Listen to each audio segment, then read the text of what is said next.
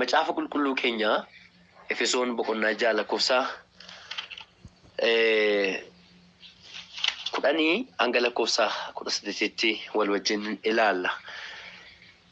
Lakkoofsa kudhanii hanga 18tti wajjin ilaalla. Efesoon boqonnaa nan dubbisa dursa lakkoofsa kudhanii hanga lakkoofsa 18tti nan dubbisa. Kanaaf achi gooftaatti isaa aangoo qabeessatti jabaadhaa haxxummaa seexanaatiin mormuu akka dandeessanitti mi'a lolaa isa kan Waaqayyoo guutummaatti dadhaa. Nuyi namoota foon uffatan wajjiniin wallaansoo wal qabna miti.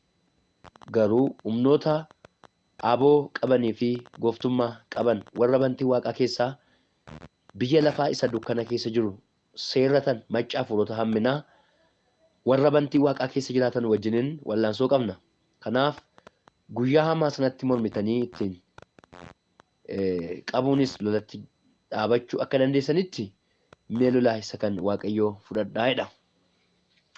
Mi'a lolaa isa kan Waaqayyoo hidhachuu isa jedhu irratti wal wajjin ilaalla. Mata duree mi'a lolaa isa kan Waaqayyoo hidhachuu jenna. Mi'i lolaa Waaqayyoo isa kamidha? Isa nuti yeroo hundumaa bara Yesuus Kiristoos jennee ifannudha. Mi'i lolaa Waaqayyoo isa kamidha? Faarfannaa keenyadha. Mi'i lolaa Waaqayyoo isa kamidha? Maatii kiristaanaa keessaa jechuudha. Mi'i lolaa Waaqayyoo isa kami? Jaarsa waldaa, jaartii waldaa yookaan immoo tajaajilaa waldaa kiristaanaa ta'udha. Mi'i lolaa Waaqayyoo isa kami? Umurii baay'ee mana Waaqayyoo keessa tutturuudha. Innaa isa kamidha? Efesoon waan nuuf ibsu qaba. Waan ijoo ta'e nuuf kennu qaba jechuudha. Kanaafi mi'i lolaa Waaqayyoo isa kam akka ta'e wal wajjin ilaalla. Mee dursa Waaqayyoo kan nu gargaaru kadhanna Waaqayyoodha. Sagalee ergee isaan fayyisee boolla du'aa keessaa isaan baase jedhamee caafameera. Sagalee nuuf ergiteettas yaa galatu. Sagaleen kun otoo gubatu, otoo namoonni baay'ee gubanii, otoo namoonni baay'ee dhiibanii, mootonni baay'een otoo dhiibanii, beektonni baay'een otoo dhiibanii, nama wangeela kan lallabu otoo ari'atanii, otoo ajjeesanii, otoo waraananii, otoo qalanii, wangeelli kunis akka mul'anneef otoo awwaalanii didee mul'atee wangeelli anaaf dhaloota kana booji'e, anaaf dhaloota kana dhaabe, anaaf dhaloota kana nama godhe, tooratti nu fide, mana raqeetii nu baase, qumaaraa keessaa nu baase, ejja keessaa nu baase. Wangeelli nu geeddare, wangeelli nu dhaabe, wangeelli jireenya keenya dhaabe, biyya keenya irratti bal'ate, dhaloota wangeelaa taane, warra wangeela lallabu, warra wangeelaaf qabeenya isaanii kennan, humna isaanii, maalummaa isaanii kennan taane. Gooftaa ijaa wangeelaa si galateeffanna. Maqaa Gooftaa Yesuus Kiristoosiin galanni siif haa ta'u. Dubbiin kee dhugaadha. Dubbee keessa sobni tokko illee hin jiru. Dubbiin kee humna qaba. Nama geeddara ofii keenya irratti argine, jireenya keenya irratti argine, mana keenya irratti argine akka wangeelli nama geeddaru, akka wangeelli nama dhaabu, akka wangeelli nama geeddaru argineerra mana keenya keessatti, argineerra ofii keenya keessatti. Nuti nama badan turre, warra dukkanaa turre, achii dukkana keessaa nu baase, abdii kutatoo turre, warra du'a kadhatu turre nuti. Amma garuu du'a walakkaa taanee jireenya abdanna. Amma garuu ibidda walakkaa dhaabbanneetu si abdanna. Rakkina gurguddaa keessa dhaabbannee si abdanna. Gooftaa maccaa maqaa Gooftaa Yesuus Kiristoosiin galanni guddaan siif haa baay'atu. Maqaan kee bara baraan haa eebbifamu. Ati jireenya keenyadha. Ati yaa Waaqayyo Gooftaa nu jaallatta. Karaa dubbii keetiin nu yaadatteetta. Maqaa Yesuusiin si haa galatu. Ammas dubbii kun akka nu keessan buune, dhaloota dubbii kan itti xireessu, dhaloota dubbii Waaqayyoo kan itti ajeessu, dubbii Waaqayyoo kan dubbafanne, dhaloota kan qabu. Maqaa Gooftaa Yesuus Kiristoosiin sammuu dhalootaa kan qabu. Akkuma Gooftaan keenya Yesuus Kiristoos dhumarratti ergamootaaf sammuu isaanii akka bananiif Waaqayyoo isaaniif kadhate, sammuun isaanii akka hubatuuf, sammuun isaanii dhugaa akka hubatu, sammuun isaanii dubbii Waaqayyoo akka hubatuuf akkuma isaaniif kenname. Har'as maqaa Yesuusiin anaaf dhaloota kanaaf dubbii kee akka bantu, sammuu keenya akka bantu, maqaa Yesuusiin laphee keenya akka bantu, dhugaa sammuun keenya hubachuu akka danda'u, dhugaa qalbeeffachuu akka danda'u, dhugaa qabatee jiraachuu akka danda'u, dhugaa gaa'ila isaa irratti qabachuu akka danda'u, dubbii kanaan akka gorfamu, maatii isaa wajjiniin dhugaa kanaan akka gorfamu, mootummaa wajjiniin, nama kam ollaa wajjiniin dhugaa kana qabatee biyya lafaa kana keessa akka deddeebi'u. Anaaf dhaloota kana nu gargaari. Hafuura kee nu gidduutti dhangalaasi. Hafuura kee nu gidduutti fidi. Yaa Waaqayyo Gooftaa, inni dhaloota dubbii kee akka dhageenya godhu, inni dhaloota olumaan gadi fiigsu, dubbii kee akka dubbifanne, akka dhaggeeffanne itti ajeessu maqaa Yesuusiin hamaan sun haa qabamu. Humni dukkana haa qabamu. Nu gadhiisee haa deemu maqaa Yesuusiin. Nu eebbisi maqaa Gooftaa Yesuusiin. Ameen. Mini lolaa kan Waaqayyoo waa shan ilaalla kutaa kana keessaa. Mini lolaa kan Waaqayyoo maal fa'i? Tokkoffaa lakkoofsa 14 irraa kan arginu dhugaadha. Inni lammaffaasaa qajeelummaadha. Inni sadaffaasaa wangeela lallabuudha. Inni shanaffaasaa amantiidha. Inni ja'affaasaa kadhannaadha. Waan kanan gabaabsee kutaa kanaan gara lakkoofsa 18 isin ibsa.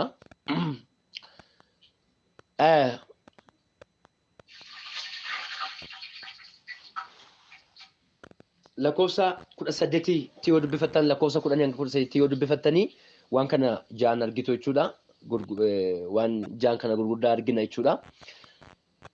Kutaan kun kutaa salphaa miti. Warra Efesooniif kan inni dubbatu ijoodha kun. Yeroo baay'ee diinni jira. Namoonni baay'een kiristaanummaa beeku malee diinni akka jiru hin beekan. Namoonni tokko tokko seexana akka qallaaliitti ilaalu, akka waan salphaa wayiitti ilaalu. Seexanni utoo waaqniif lafti uumamin dura akka gad darbatame macaafni qulqulluun nutti dubbata. Isqeel boqonnaa 28. Akkuma kana Isaayyaas boqonnaa 16 keessa yoo dhaqnee dubbifanne seexanni gad darbatamuusaa, ergamaa Waaqayyoo ta'uusaa, ibidda uffatee deemuusaa, hangafoota ergamootaa ta'uusaa nutti dubbata. Cubbuu hojjechuusaas illee nutti dubbata macaafni qulqulluun. Sababii cubbuu isaatiif gad darbatamuusaa illee nutti dubbata. Eessatti gad darbatame? Iddoo kanatti kan nuuf ibsu Efesoon, kitaabni yookaan macaafni Efesoon kan nuuf ibsu samii kanaaf lafa kana bitee jira jedha.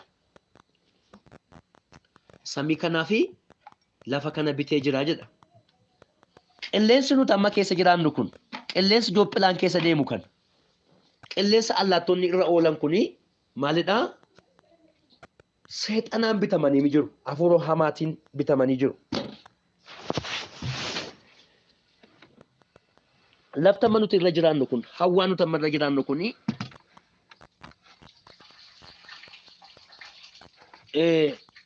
maal nuuf ibsu?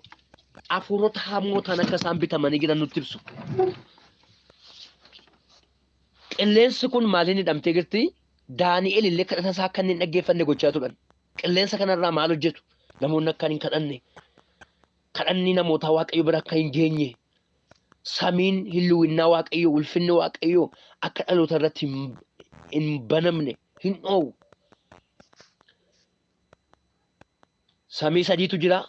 Samii nuti irra jiraannu, samii qilleensotaa fi hawwootaan guutamanii fi samii teessoo Waaqayyoo isa jedhamudha. Samaayiin teessoo Waaqayyoo, lafti ejjetaa Waaqayyoo isa jedhu.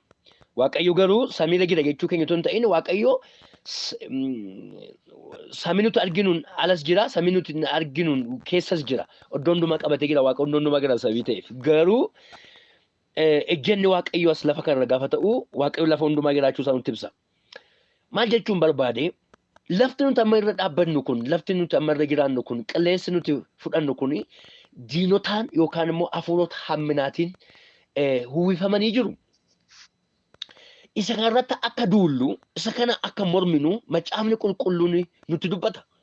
Seexanni abbaa ajjeesaati. Seexanni abbaa sobaati. Seexanni dhiiga dhuga. Kanaaf dhiiga balleessa. Ilmaan namootaa irratti kan xiyyeeffatudha. Ajjeesuuf hamma ajjeesutti humna kan qabudha seexanni.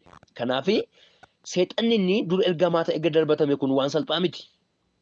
Nama maqaa Yesuus Kiristoos qabu duwwaatu seexana mo'uu danda'a. Nama maqaa Kiristoos qabu duwwaatu seexana ifachuu danda'a. Seexana akka barbaade gochuu danda'a. Kanaafi nama Yesuus Kiristoositti amanu fayyinni isaa nama sirrii ta'e, fayyinni isaa dhuguma Waaqayyo biraa ta'e, fakkeessituu otoo hin ta'in, warra afaanii deddeebi'an otoo hin ta'in, warra dhugaadhaan jireenyi isaanii dhugumaan afaan otoo hin ta'in lapheen Waaqayyoon amanan, dubbii Waaqayyoo of keessaa qaban, guutama hafuura qulqulluullee of keessaa qaban turu seexana kana mo'uu danda'a.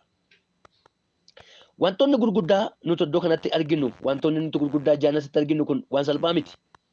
Namoonni baay'ee wantoota gurguddaa kana waan of harkaa hin qabaniif seexan isaan booji'a. Isaan booji'a seexan. Maal isaan godha? Isaan kaan qabeenya isaanii rukuta, hafuura isaanii rukuta, fayyaa isaanii rukuta, waan hin rukutin hin jiru jechuudha. Kun meeshaadha. Mi'a lolaa isa kan Waaqayyoo, wantoota ja'an kun mi'a lolaa isa kan Waaqayyooti. Namni mi'a lolaa ja'an kana of harkaa hin qabne kan Waaqayyoo miti.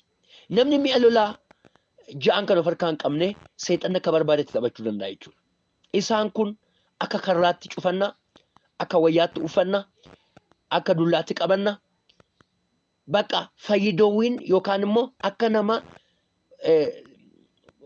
duula deemuutti yookaan duula hafuuraa seexanaa gaafa morminu, dirree wangeelaa irra gaafa dhaabannu, dirree seexana mo'aa girra, seexanaa lolaa girra jennee baanu waan ja'an kana of harkaa qabaachuu qabna jechuudha. Innis tokkoffaan dhugaadha. Lakkoofsa 14 egaa akka nama sabbataan hidhatutti dhugaadhaan mudhii keessan jabeeffadhaa jedha. Mudhii haadhotiin keenya warra ammaa ton ta'e warri durii mudhii isaanii hidhatu. Maaliin? Sabbataan mudhii isaanii hidhatu. Sabbataan mudhii isaanii hidhataniitu hojjetu. Karaa deemu, deddeebi'u. Maal jedhu haadhotiin maaliif hidhattu jettanii yoo gaafattan isaan isinitti himu faayidaa sabbataa. Faayidaa sabbataa akkamitti isinitti himu? Nan jabaadhaa jedhu. Nan jabaadhaa jedhu. Baay'een jabaadhaa. Nan cimaa jedhu. Humna argadhaa jedhu. Baay'een karaa deemuu danda'a, baay'een hojjechuu danda'a gaafan sabbata kana hidhadhu. Yoo sabbata kana hidhanne immoo natti hin tolu, hin danda'u, hafuura kootu wal kutaa jedhu. Argitanii? Akkuma kana dhugaan jabeenyaaf nu gargaara. Mootummaa Waaqayyoo fudhanne, waa'ee Waaqayyoo dhugaa harka keenya keessa gale kana, fayyina harka keenya keessa gale kana akka nuti jabaannu nu gargaara dhugaan. Inni karaa biraan sabbataa yeroo ma ilaalanii namoonni baay'een keessumaa harmootiin baay'een bolqii qabu. Bolqii baasanii deemu. Maaliif jennee yoo fudhanne bolqiin ani magaalaa galeen arge yookaan immoo naannoo Finfinnee galeen arge namoota bolqii baasan. Haadhotii bolqii baasan. Namoonni baay'een saabii katamaa irratanii fi saabii jireenyi tolee fi jedhu no. Saabii kanaaf otoo hin ta'in saabii sabbata hin dandeefidha. Sabbata hin dandeefidha. Sabbata hin dandeefidha. Kanaaf sheppiin isaanii babbada. Sabbata waan hin dandeef. Akkuma kana dhugaan sheppi hafuura keenyaa kan eegdu,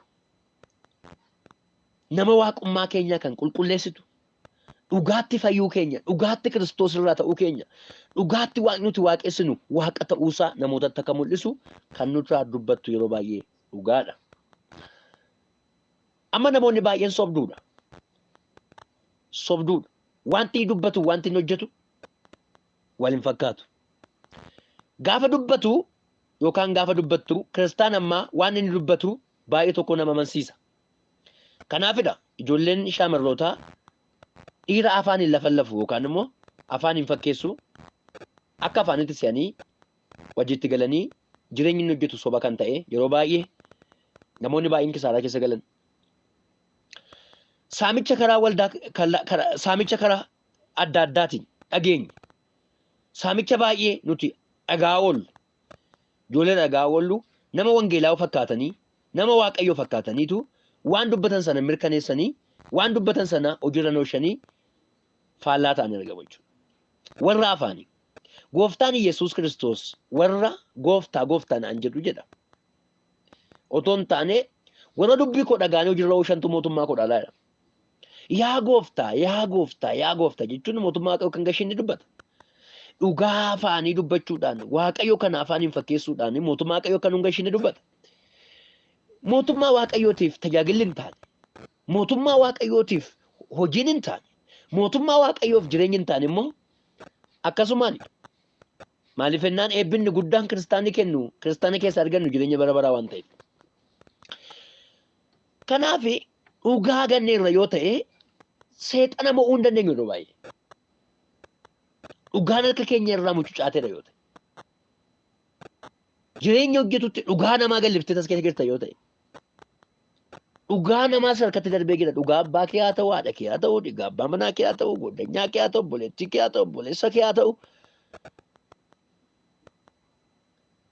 Dhugaan iddoo ati tajaajiltutti jallateera yoo ta'e dhugaan sun akka madeebuutti seexanni sirraa achi siqu. Miini lolaa inni kan waaqayyo dhugaadha waan ta'eef. Miini lolaa waaqayyo nuuf kenne dhugaadha waan ta'eef. Sobduu wajjin hin tababbaru waaqayyo dhugaadha waan ta'eef. Waaqayyo qulqulluudha waan ta'eef. Kanaaf waa'ee dhugaa nu biratti maal fakkaata? Dhugaa jechuun baay'ee dubbachuu miti ijoollee.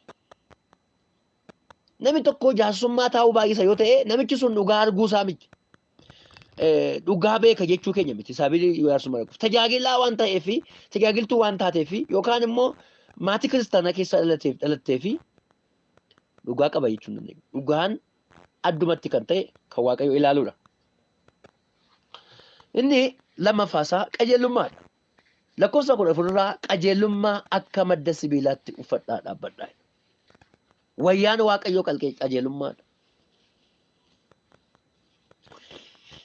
Efesoon boqonnaa 2 lakkoofsa 14 yoo dubbifanne immoo fakkaattii Kiristoos uffadhaadha. Fakkaattiin Kiristoos maalidha? Qajeelummaadha. Akka Kiristoos gurraacha yookaan adii yookaan gabaabaa yookaan dheeraa malki inni lafarra ittiin ture fakkaannu otoo hin taane nuti amala inni qabaatu qaban. Jireenya inni dabarsina. Gooftaan Yesuus Kiristoos waan hundumaa hojjeteera. Akka waaqaatti uumeera, akka namaas ta'e immoo dadhabeeras, akka namaa ta'es immoo dheeboteera, gadadameera, qorameera, gammadeera, boo'eera, kadhateera, sanuti dabarsu kan caalaa dabarseera, waraanameera, namaan dhiibameera, tuffatameera, kabajameera. Asuma utarra bu'aa bahii keessa dabarru kana dabarseera gooftaan Yesuus. Garuu waan adda isa godhu maan akka keenya cubbuun hojjenne. Dhugaa namaa tokko hin fudhanne. Waa tokko hin gowwoomsine. Shaamarree tokko hin gowwoomsine. Dhiira tokko hin gowwoomsine. Mana amantaa keessaa waan tokko hin fudhanne gooftaan Yesuus Kiristoos. Lafa kaaree tokko hin qabaanne gooftaan Yesuus. Lafa kaaree 200 gidee gooftaan Yesuus Kiristoos nama tokkottu gubboon kaffalle. Nama tokko iyyuu hin dhimne. Aangoo wayii kaabinee wayii ta'uudhaaf jecha gooftaan keenya Yesuus Kiristoos waan tokko hin yaalle. Biiroo tokko galuuf jedhee dookimentii sobaan bitanne gooftaan Yesuus Kiristoos. Waan tokko hin goone gooftaan Yesuus cubbuu tokko hin qabu. Na maal jechuun barbaade gooftaan Yesuus Kiristoos maaliin fakkaanna? Jireenya isaatiin fakkaanna. Carqiin waaqayyoo wayyaan waaqayyoo qajeelummaadha. Namoota tokko akkas jedhu waaqayyoon na beeknaan maal gashe nama jedhu. Maal gashe waa'ee waldaa maaltu gashe ekelee maaltu gashe maaltu isaan gashe waaqayyoon na beekan. Carqiin akkuma nurraa mul'atu qajeelummaa nurraa mul'ata. Uffanni nuti uffannu gurraacha adii ta'uu burraa burree ta'uusaa hin argamiti. Akkuma kana qajeelummaan iddoo nuti hojjennutti mana nuti hojjennu keessa makiinaa deemnu keessatti lafa suuqee deemnu keessatti magaalaa jiraannu keessatti hin beekama. Hin beekama. Beekamuu qabas. Kanaaf hin fudhadhuan. Namoota fakkeessuu barbaadan akka waan namni maqaa isaan balleesse akka waan namni lafaa ka'een isaaniin jedhe yoo waldaan irratti kaate sirrii miti deemsi keessa soofadhu gaafadhan akka waan waldaan irratti lolte akka waan namni isaan dhiibaa jiru tokko kan fakkeessan jiru. Isaan akkasii yoo mallee seerrillee hidhe akka waan biyyaa fedhamanii akka waan wangeelaa fedhamanii of godhu. Naa maal jechuun barbaade qajeelummaan namarraa mul'ata. Buluu tokko qajeelummaan nurraa mul'ata. Karaa nuti deemnu karaa meseenjarii haa ta'u karaa yuutuubii haa ta'u karaa feesbuukii haa ta'u karaa adda addaatiin qajeelummaan nurraa mul'ata. Wanti nuti poostu godhnu waan nu ilaallatudha waan nu eeggatudha. Maal fakkaanna? Baay'een keenya oduu namaa qabannee waliin gadi fiigaa oolla. dhaabbiin qabnu, ejjennoon qabnu, ejjennoo wangeelaan qabnu, beesa harka keenya hin qabnu. Akka bishaanii abbaan erga waliin gadi nu raasaa oola. Siyaasaan nu raasu, raajiin nu raasaa oola. Tajaajilaan ni jedhu maqaan isaa nu raasaa oola. Wanti nu raasin hin jiru. Kanaaf yeroo jiran nuti sagalee Waaqayyoo irraa fudhannee hafuura qulqulluu irraa beekumsa fayya buleessa ta'e qabaachuun baay'ee barbaachisaadha. Yoo taanedha qajeelummaa kan hodhannu. Qajeelummaan qabu namoonni baay'ee. Bara kana bara namni gaa'ila hiikutti amanu. Bara namni bara kana bara faarfannaa fi sirba wal faana dhaggeeffatu.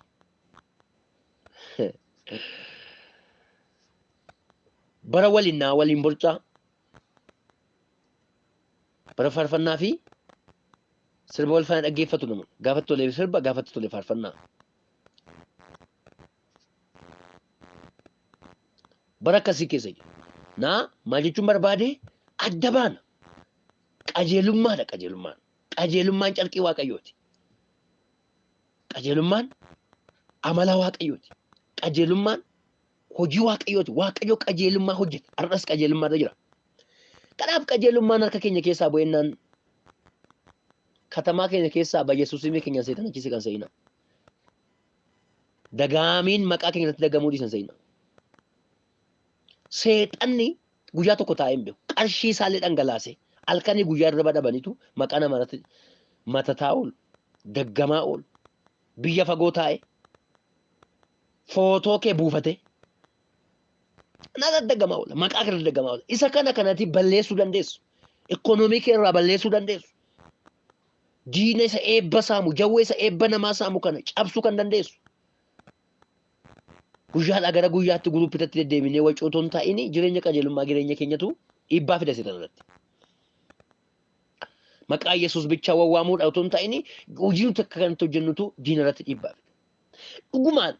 Dhugumaan fayyineerra yoo ta'e qajeelummaa hojjennaan seexanni mana keenya keessan teessu dhugaadha. Amma bara keenya keessa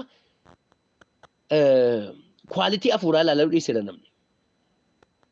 Gaa'ela nuti filannu barumsa namicha sanaa fi jireenya namoota sanaa ilaalla malee ammam Waaqayyoon sodaataa kan jedhamu ilaaluu dhiiseera dargaggeessi bara kana. Kanaaf qajeelummaan keenya mul'achuu qaba. Qajeelummaan harka keenya irraa bu'eera yoo ta'e ofaa ilaallu. Inni sadaffaan isaa wangeela lallabuu. Wangeela lallabuu. Akka nama kophee kaawwateetti wangeela nagaa fudhattanii isa lallabuudhaaf qophaa'a. Wangeelli wangeela nagaati. Dhuguma gaa'ela keenya keessa wangeelli gadi taanaan lolli baay'een hin jiru. Wangeelli waldaa keenya keessa gadi taanaan dhuguma lolli baay'een hin jiru. Waliigaltee jira. Wangeelli biyya keenya keessa gadi otoo ta'e namni waliigaltee qabatu. Sababni isaa wangeelli wangeela nagaati. Wangeelli wangeela ribshaa miti. Wangeela nama irratti ka'u miti. Wangeelli anummaa keessa nama baasa. Wangeelli ofittummaa keessa nama baasa. Halbaadhummaa keessa nama baasa. Buleessa koos jechisiisa wangeelli. Buleetti koo jechisiisa wangeelli. Haa ga'uusas waliin jedha wangeelli maan ta'eef wangeelli kun lallabameera taanaan nagaatu ta'a. Furmaanni biyya keenyaa, furmaanni gaa'ela keenyaa, furmaanni gaa'elli raafamaa jiru biyyi raafamaa jiru wangeeladha. Wangeela lallabuudha. Wangeela lallabuurraa ekeleen akkamitti oolee fi akkamitti oolteetu namootatti mul'ata. Meeqa lallabna guyyaa guyyaatti namootatti wangeela. Meeqa dubbanna afaan beeknuun afaan dandeenyuun. Wangeela namatti dubbachuudhaaf immoo ammam qophii qabna. Ammam qophii qabna. Sanyii wangeelaa facaasaa jirra. Bara kana unkaan goodaa irratti dhiisaati. Waldaa keessatti iyyuu wangeela lallabamuu dhiiseera. Wacaa oolee beeyaa namni baay'ee. Sirbaa oolee, caaffaraa oolee, awwaara kaasee, xarabbeessaan caccabee, buquqee gala malee namni wangeela gattaa'ee dubbatee, wangeela gattaa'ee dhaga'ee namni hin galaan jiru. Namni namatti wangeela lallabuu dhabamaa jira. Namni wangeela dhaga'uu dhabamaa jira. Akka faarmaasii lafa dhukkubsataaf kadhatamuu fi lafa tuqusii waa'ee lafa makiinaa moonii miraakilii bakka isa kanarraaf namni wal caccabsee iddoo taa'umsaa dhabama. Malee namni wangeela dhaga'ee akkamitti wangeela lallaba akkamitti mootummaa qabu namoota hin ga'iinitti ibsa jedhee namoonni qabeenya isaa gannaqu yeroo isaa kennu dhabaa jiru. An baay'ee argeera isa kana bira ga'eera isa kana akkasuma afaan dubbadha miti. waldaa tajaajilu iddoo dabalu keessatti lafa wangeela lamnu namni xarbeessaa dhiisee faba. Moobaayilii godogora feesbuukii ilaala waldaa keessa taa'e. Kanaaf maal jechuun barbaade inni wangeela nutti xireessee inni gara biraa fayyina karaa biraa nutti urgeessu kun maalidha? Maaltu jira duubasa? Wangeelaa duubaan kan nu deemsu kun, wangeelaa alatti kan nu joorsu kun dhuguma Waaqayyo biraa'i. Kanaaf wangeelatti xiyyeeffachuu qabna. Kanaaf wangeela lallabu kan dandeenyu yoo dhaggeeffanne yoo barannedha. Nama nu barsiisu irraa yoo barannedha. Yoo dubbifnedha, isa baranne yoo ilaalledha.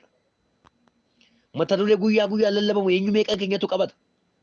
Yaadannoon qabu ta'e yaadannoo harkaan qaba malataan bara kana. Barreessuu hin danda'u garuu digirsiin qaba. Maarsesii baradheera digrii lammaffaa koolan jira. Waraabeen ila. Isa kana dookimentii isaa as agarsiiftu kana biteeyyuu namni godhachaa jira waan ta'eef garuu akkas jedha waan ta'eef xiqsi garuu barreessuu hin danda'u. Xiqsi barreessuu hin danda'u. Qubni namootaa hidhamaadha. Mataan namootaa hidhamaadha. Akka nageenyeef jedha macaafni qulqulluun gurra isaanii duucheedha.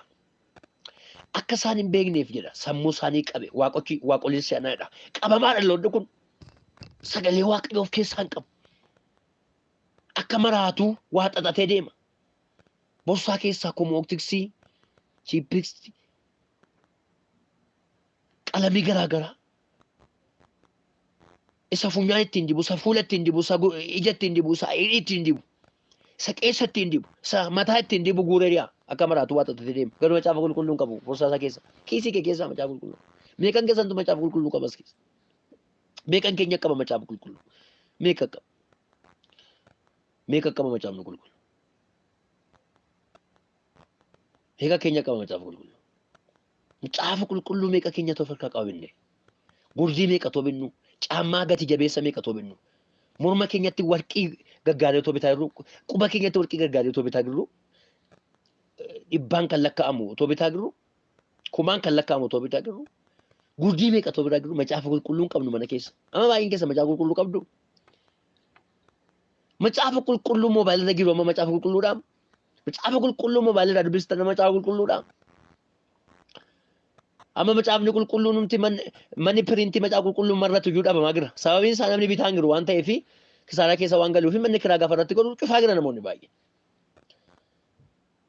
Silkii keenyarra jiru silkii keenyarra appilikeeshinii jiru kana vaayirasii sa'aatii tokkoon yookaan immoo vaayirasii daqiiqaa tokkoon baduu kan danda'udha. Macaafa qulqulluun qabnu taanaan isaa seexana lolanati. Macaafa qulqulluu isa barsiifamu hin barreessitu. Hin barreessitu. Jireenya keessa wajjin wal qabsiisaa ooltu. Meeqan keessanidha? Amma barumsa kana warra meeffatan warra xinnoodha. Warra meeffatanii itti fayyadaman jiru. Nama xinnoodha namoonni barumsa kana itti fayyadamu. Dhugaadha.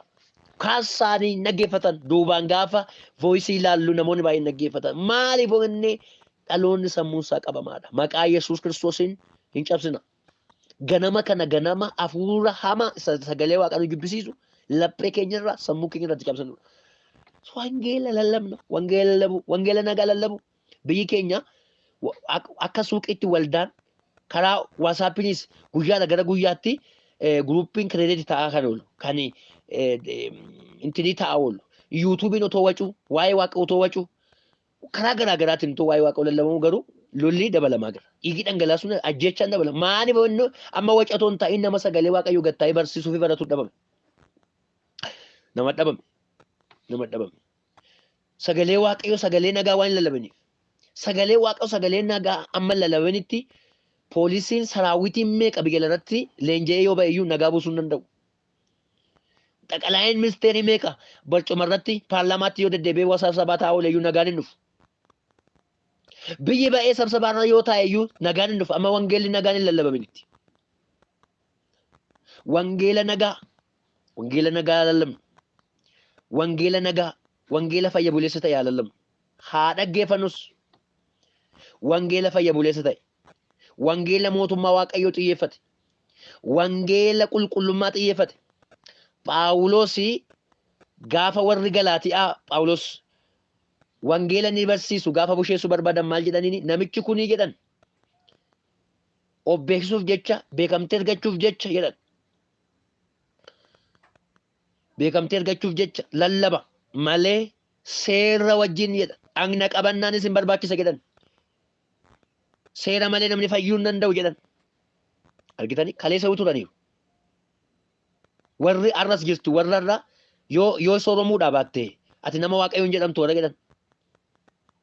Yoo makiinaa qabaachuu baatte yoo mana qabaachuu baatte hiyyeessa tanaan waaqayyoo bakka nama waaqayyoo mitati. Waaqayyoon fayyine miti jedhanii. Fayyina namootaa akka isaan shakkan kan godhan jiru. Fayyina isaan irratti akka shakkan. Iyyoomis sooromis tileellata'is uumaas dhabi. Baradhus barachuu dhabis Kiristoosin amantee dhugaan taanaan jireenya bara bara kan keeti. Otoo uumaas hin barbaachisin. Amma maal jechaa jiru yoo hiyyoomte ati hin fayyine yoo sooromte malee kan jedhan waan akkasii warri barsiisan. Waan akkasiitiin namoonni fayyina isaanii akka shakkan kan nu godhan jiru. Fayyina qabanne kan Kiristoos fayyinaa qabanne kana akkamtu shakkinu. Yoo mana kiraa keessa jiraanne yoo ikoonoomii keenya gadee akka waan nuti gooftaa akka waan nuti fayyineef akka waan nuti qambara nurra jirutti warra nu fudhachiisan nu habachiisan siintani maal as keessa kan jirtan dubbi keessa dhugaan Kiristoosii fayyadan amantiin taanaan firdii siinti fayyadamu tokko illee jiru. Warra warumsa sobaa akkanatti kaleessas akkuma Phaawulos rakkisan nus kan rakkisaa jiran irra jirti.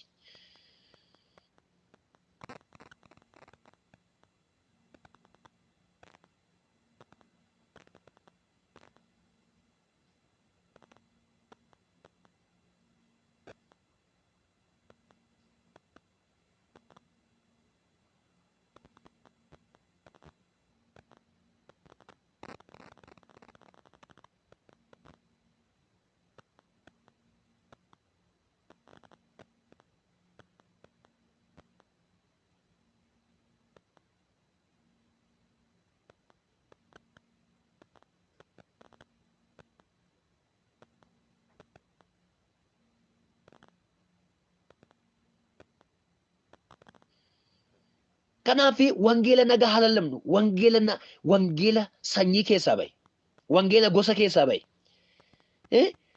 wangeela daangaa hin qabne halallamnu wangeela daangaa hin qabne jalqaba lafaati hamma dhuma lafaatti lallabaadhe jalqaba lafaa hamma dhuma lafaatti olaalle namoonni aadaa adda addaa kan qaban afaan adda addaa kan dubbatanii fi bifa adda addaa kan qabaatanidha isaan kan hundumatti fayyisuu waaqayyoo lallabuudha nuti. Kanaaf obboloota koo wangeela nagaa halallamnu. Wangeela nagaa hamma lallabiinatti dukkanni biyya keenya irraan ka'u. Qorumsi biyya keenya irraan ka'u. Nagaan hin jiru. Namni nagaan ani hin qabaatu. Namni nagaa borsaan isaa guutuu hin ta'u. Maaliif ennaan balballi waan hundumaa wangeela waan ta'eef. Wangeela nagaa kana jaalladhaa. Wangeela nagaa kana kunuunsaa. Wangeela nagaa kana mi'eeffadhaa hin mi'aa. Wangeelli nagaa kun hin mi'aa. Baay'ee mi'aa. Wangeela dubbisachuudhaaf. Wangeela dubbifachuudhaaf wangeela beekuudhaaf sakatta'a. Yeroo hojii keessanii lalla oduutti dabarsuun caala. Iddoon taatti dabarsuun caala. Wacarratti dabarsuun caala. Dubbii waaqayyoo qo'achuudhaan dabarsaa. Iddoo jirtanitti lama sadii ta'a kadhadhaa. Iddoo dhabdanitti immoo mana jirtu keessatti yeroo boqonnaa keetii wangeela dubbisi. Galanni waaqayyoof haa ta'u. Wangeela nagaa lallabuu. Wangeelli nagaa waan lallabaniif otoo akka suuqiitti waldaan iddootti banamaa jiru namoonni baay'een too banaa jiranii too akka suuqiitti waldaan guyyaa dabalamaa jiru garuu nagaan hin jiru. Maaliif karaa yuutuubii too namni iyyaa oolu nagaan hin jiru. Maaliif akka ta'utti wangeelli lallabamne. Biyyi keenya kan inni geeddaramuu danda'u akka Itoophiyaattis akka Afrikaattis akka addunyaattis wangeelli gaafa seera lallabamedha. Wangeelli nagaadha waan ta'eef. Kanaafi wangeela immoo nama fayyeen lallaba. Wangeela immoo nama natsaa baheetu lallaba. Wangeela immoo nama afuricha fudhatee lallaba. Wangeela immoo nama fayyuunsaa dhugaa ta'edha. Maaliif wangeela dhugaa ta'u kana? Wangeelli kun maaliif harka keenya irratti bira ga'uu dadhabne? Dhugaa wangeelaa bira ga'uu dadhabne jettanii fayyuu keenya sirrii miti. Akkaataa itti fayyadaa jirutti namoonni baay'een inkulaalitii fi congaarraa fayyaa gooftaa Yesuusiin amanu. Kanaafiyyuu namoonni kun darajaa wangeelli fayyina kennu nagaa kennu irra ga'uu hin danda'an. Kiristoosiin dhagaa amanuudha.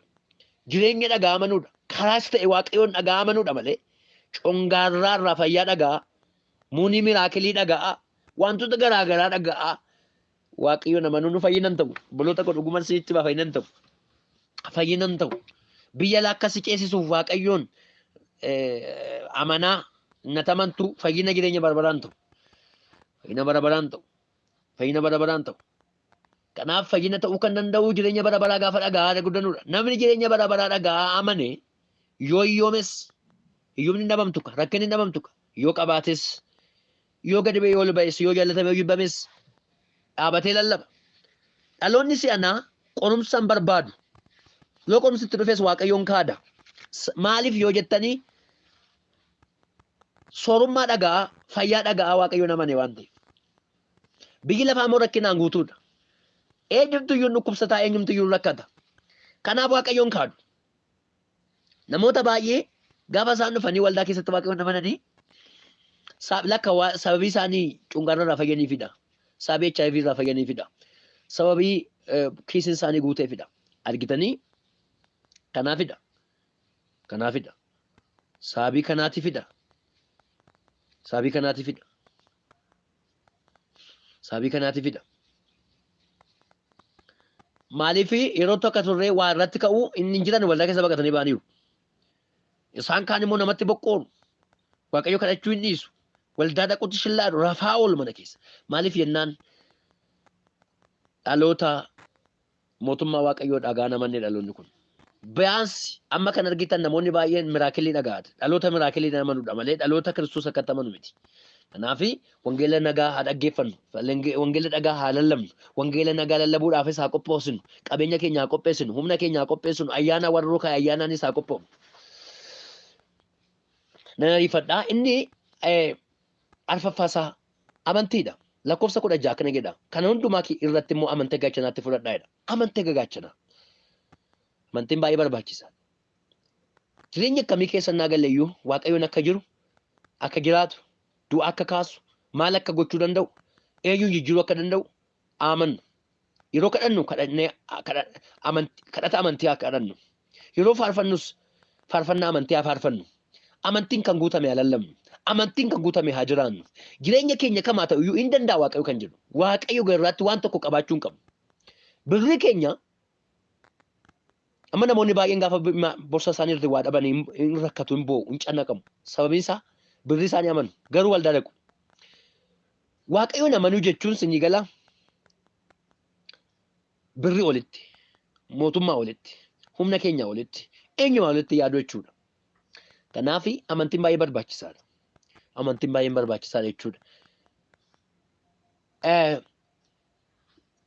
Inni jaaffaasaa kadhatadha. Lakkoofsa 18 ceen dubbisaa kadhataa fi himata keessan hundumaa keessatti yeroo hundumaa hafuuraan geggeeffamaatti kadhadha.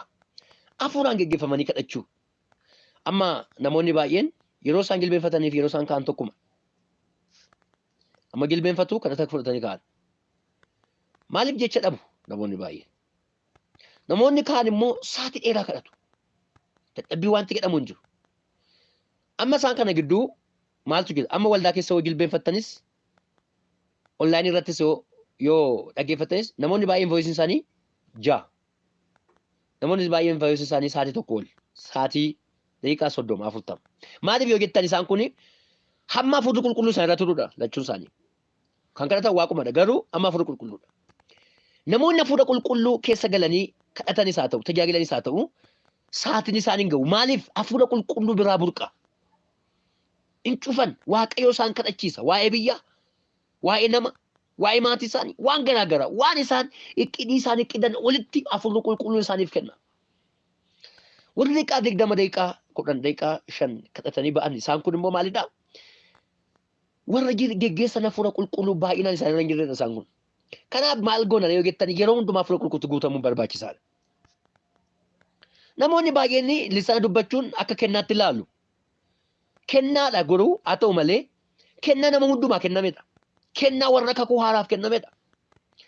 Anaaf akka kootti tajaajilaan inni dura yookaan amanataan inni dura hafuura qulqulluutti guutamuun gaadhan jedha.